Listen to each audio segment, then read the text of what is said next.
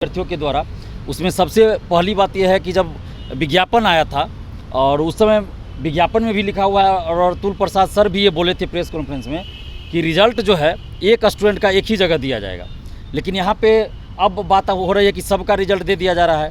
11th-12th का भी दे दिया गया है, प्राइमरी का दे दिया गया, 9th-10th का आना बाकी है। और इसमें ऐसा हो रहा है कि एक स्टूडेंट का, एक अभ्यर्थी का दो जगह या तीन जगह भी रिजल्ट हो सकता है और हुआ भी है ऐसा।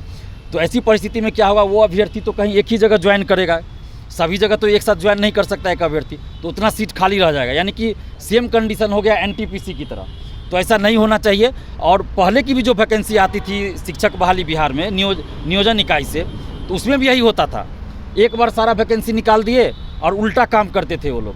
पहले प्राइमरी का करवा दिए, फिर आपको माध्यमिक का, उच्च माध्यमिक का। उसमें क्या हुआ, जो प्राइमरी में सेलेक्ट हो गए, अगर वो बाद में 11th-12th में उनका हो गया तो प्राइमरी को छोड़ देंगे, तो सीट खाली हो जाता था। और बाद में पता चला कि निकाले वैकेंसी 94,000 सीट पर और सीट कितना भरा, तो 50,000 40,000, आधा से ज़्यादा सीट खाली रह जाता था। तो इस बार भी जो प्रक्रिया अपनाई जा रही है उसके अनुसार फिर सीट खाली रह जाएगा। और सरकार ने तो दिखा दिया कि 1,22,000 हम नियुक्ति दे रहे हैं, शिक्षक बहाली निकाले 1,22,000 को हम शिक्षक बना रहे हैं। लेकिन हकीकत ये नहीं है। 1,22,000 को क्या आप ज्वाइन करवा रहे हैं, उनको योगदान करवा रहे हैं शिक्षक के रूप में? नहीं करवा रहे हैं। तो फिर क्यों बोल रहे हैं कि 1,22,000 शिक्षक हम बना रहे हैं? आपकी प्रक्रिया गलत है। बाकी जो प्रक्रिया सही थी उसकी हम तारीफ बहुत बार किए हैं, अभी भी कर रहे हैं। लेकिन ये जो रिजल्ट दिया गया है, इसमें चाहिए था कि एक स्टूडेंट का एक ही जगह रिजल्ट होना चाहिए। और अध्यक्ष महोदय ने जो कहा कि किसी स्टूडेंट का मान लीजिए डॉक्यूमेंट्स में कमी होगा तो बाद में वो काउंसलिंग में बाहर हो जाएगा, तो दूसरा उसके पास ऑप्शन रहेगा, इसलिए हम उसका 2 जगह 3 जगह भी अगर हो रहा है तो रिजल्ट दे रहे हैं। तो ये चीज़ पहले करना चाहिए था। आपको 11th-12th का पहले रिजल्ट दे देते, उसका काउंसलिंग करवा लेते, उसमें जो बाहर हो जाते, अगर नहीं होते तो उनका रिजल्ट आप माध्यमिक में या प्राइमरी में नहीं देते। ये चीज़ तो किया जा सकता था, लेकिन ऐसा नहीं किया गया। और पता नहीं नीतीश कुमार जी को क्या हड़बड़ी है कि एकदम 2 नवंबर को एकदम नियुक्ति पत्र गांधी मैदान में दे ही देना है, और उस हड़बड़ी में रिजल्ट को एकदम जल्दी से जल्दी जारी करवाने की हड़बड़ी दिखाई गई। और इसके चलते ये सब वापो की स्थिति हुई और ये सब हो रहा है। लगता है जैसे 2 नवंबर के बाद नीतीश कुमार जी विधानसभा और लोकसभा और विधानसभा चुनाव साथ में लड़ने वाले हैं। हो सकता है कहीं गठबंधन बदलने वाले हो सकता है ऐसा हो। नहीं तो इतनी हड़बड़ी क्यों दिखाई जा रही है भाई? आप इतना 1,70,000 सीटों पे बहाली निकाले, हम धन्यवाद देते हैं सरकार को, लेकिन इतनी हड़बड़ी क्यों अंतिम समय में आप दिखा रहे हैं?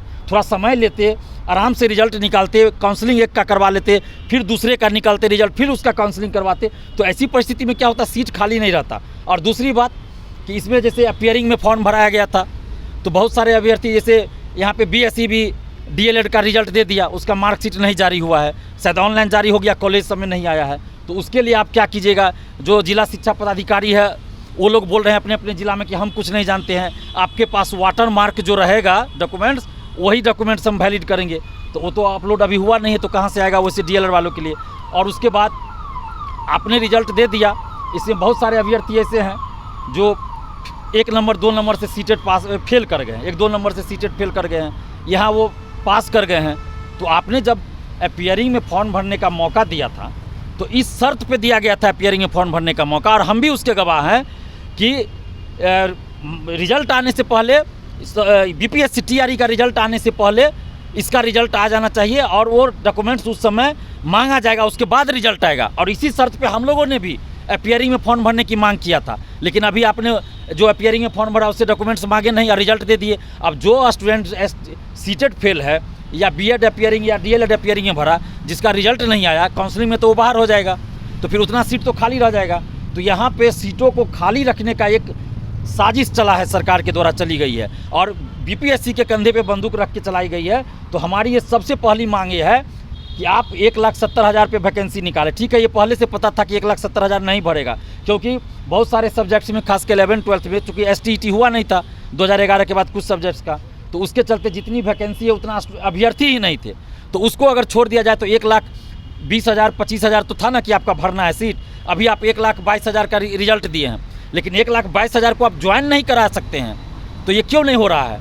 और एक और बात है कि +2 में ज़्यादातर नियोजित शिक्षक ही ज्वाइन कर रहे हैं। तो क्या सरकार जो है वो नई बोतल पुरानी शराब, यानी कि नौकरी वाले को ही नौकरी देकर नियुक्ति पत्र बांटना चाहती है? देखिए, जब नियमावली आया था और जब ये वैकेंसी आई थी, उस समय नियोजित शिक्षक के बारे में कोई फैसला नहीं लिया गया था। ये कहा गया था जो इससे पास करेंगे वो इस बहाली में शामिल होंगे और उनको सारी सुविधा मिलेगी इसके अनुसार। लेकिन अब जब सरकार उनको राज्यकर्मी का दर्जा देने की बात कर दी है, घोषणा कर दिया गया है, ऑफिशियल लेटर जारी हो गया, तो सरकार को नियोजित शिक्षक के बारे में स्पष्ट करना चाहिए कि जो नियोजित शिक्षक परीक्षा दिया और इसमें सफल हो गए वो क्या करें।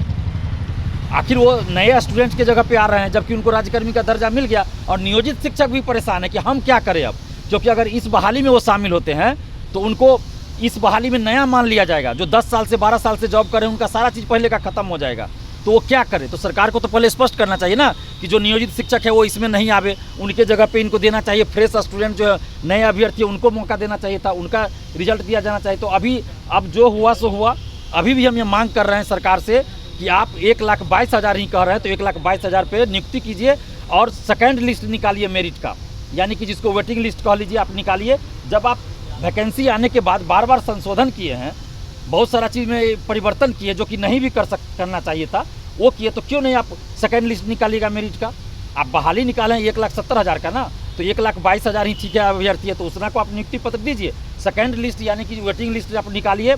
मेरा ये कहना है कि सीट खाली रहते हुए अभ्यर्थी बेरोजगार ना हो जो इस बहाली में शामिल है। अगर वो न्यूनतम क्वालिफाइंग मार्क्स को अगर वो पार कर जाते हैं, तो न्यूनतम जो क्वालिफाइंग मार्क्स सरकार के द्वारा तय है, अगर उसको वो पार कर रहे हैं, पास कर रहे हैं, तो फिर उनको आप इस बहाली में लाइए। दिलीप जी, एक और प्रश्न है कि जो प्राइमरी का रिजल्ट आया है 50% महिला के लिए सीट आरक्षित है, सुनने में आ रहा है ज़्यादातर यूपी के महिलाओं का हुआ है, बिहार का कम हुआ है उनके कंपेरिजन में। ये तो बिहार के लिए सौभाग्य कहिए या दुर्भाग्य कहिए, तो बिहार के युवाओं को सोचना पड़ेगा। ये तो हम 5 साल से इस मुद्दे को दिलीप कुमार अकेला उठा रहा है, ढो रहा है कि दरोगा बहाली, सिपाही बहाली में बिहार से बाहर की महिलाएं खास के आ रही है महिला आरक्षण का लाभ लेकर, 35% जो महिला आरक्षण है। तो बिहार की महिलाओं अभ्यर्थियों को भी सोचना चाहिए कि साथ देना चाहिए दिलीप कुमार का। तो मुझे तो नहीं लगता है कि बिहार की महिला अभ्यर्थी भी मेरा साथ दे रही हैं सोशल साइट्स पे भी, तो उनको साथ देना चाहिए। और बिहार के नेता लोग कहाँ चले जाते हैं, विपक्ष हो या सत्ता पक्ष। हम तो 5 साल से ये आवाज़ उठा रहे हैं, जो 35% महिला आरक्षण का लाभ दिया गया है, सभी नौकरियों की मैं बात कर रहा हूँ, उसमें जनरल कैटेगरी में बिहार से बाहर की महिला को ज़्यादा फायदा हो रहा है। और सभी जानते हैं कि बिहार के अपेक्षा यूपी में जो है कुछ क्षेत्रों में ज़्यादा हाइट है लड़कियों का, सामान्य आप देख लीजिए तो ज़्यादा हाइट है, उन लोगों को फायदा यहाँ मिल जाता है। बिहार की लड़कियाँ फॉर्म भी नहीं बहुत भर पाती है हाइट की वजह से, और बिहार से बाहर की लड़कियाँ सिपाही दरोगा में आ जाती है। और ये इसमें तो 50% आरक्षण था ना प्राइमरी में, तो उसका लाभ बिहार से बाहर की महिला को मिला है, बहुत मिला है। तो मिलेगा, जब सरकार दे रही है फायदा तो उठाएंगे ही ना, बिहार के बाहर के अभ्यर्थी उठाएंगे फायदा। जी, एक बहुत बड़ा मसला है भी कि आनंद फानन में 2 तारीख को नियुक्ति पत्र बांटने वाली है सरकार, और इधर हजारों ऐसे अभ्यर्थी हैं जिनको OTP उनके मोबाइल पे नहीं आ रहा है। काउंटर पे सुबह से ही लगे हुए हैं ये लोग, जद्दोजहद कर रहे हैं, लेकिन कोई आश्वासन नहीं मिल रहा है। काउंटर के अंदर से कहा जा रहा है कि भाई ये शिक्षा विभाग का मसला है, शिक्षा विभाग समझेगा। देखिए, ये मैंने पहले ही कहा ना कि ऐसा लग रहा है, इतनी हड़बड़ी दिखाई जा रही है, ऐसा लग रहा है जैसे कि ये आपको 2 नवंबर के बाद मुख्यमंत्री जी विधानसभा भंग करेंगे। मैंने पहले ही इसलिए कह दिया। ये तो हड़बड़ाहट पता नहीं क्यों है ऐसी, आज तक ऐसी हड़बड़ाहट। ठीक है, आप रिजल्ट जल्दी दिए, परीक्षा जल्दी लिए, इसके लिए हम स्वागत करते हैं, लेकिन इसका मतलब ये नहीं ना हुआ कि आप किसी को, मान लीजिए कोई आदमी अभी बिहार से बाहर कहीं होगा, वो कैसे अचानक चलाएगा। रात में आप रिजल्ट देते हैं, सुबह से आप उसका ये काउंसलिंग करवाते हैं, कहाँ से चलाएगा भाई, उड़ के चलाएगा, कहीं से नहीं आ सकते हैं। फिर आप कह रहे हैं कि बाद में ही मौका देंगे, जब जिला शिक्षा पदाधिकारी के पास जा रहे हैं तो वहाँ कहा जा रहा है कि कोई मौका बाद में नहीं देंगे। तो यहाँ तो तालमेल की कमी है ना। BPSC कुछ कह रही है, शिक्षा विभाग कुछ कह रहा है, जिला शिक्षा पदाधिकारी के ऑफिस में कुछ कहा जा रहा है, तो ये तो कुछ पता ही नहीं चल रहा कि हो क्या रहा है। इस तरह से बहाली होती है। 1-1-2-5 में प्रश्न आ रहा है कि DLED वाले का और BEd वाले का भी रिजल्ट दिया गया। BEd अभ्यर्थी ये आरोप लगा रहे हैं कि हम लोग क्या करें, मेरा रिजल्ट है लेकिन हम लोग को कोई सूचना नहीं मिला, जबकि नोटिस में बोला गया है कि केवल DLED दिया गया है। इसको लेकर क्या कहिए? देखिए, ये तो स्पष्ट रूप से कहा गया है ना कि BEd वाले का रिजल्ट नहीं दिया गया, जबकि है। लेकिन मेरे पास भी फ़ोन आया कि बहुत सारे BEd वाले का भी रिजल्ट है, और कुछ BEd वाले डर भी रहे हैं कि अगर हम काउंसलिंग में जाएंगे तो ऐसा ना कि हमको कह दे कि सेटिंग से आ गया है। तो ये डर भी BEd वाले को अब सता रहा है कि हम काउंसलिंग में जाए कि न जाए।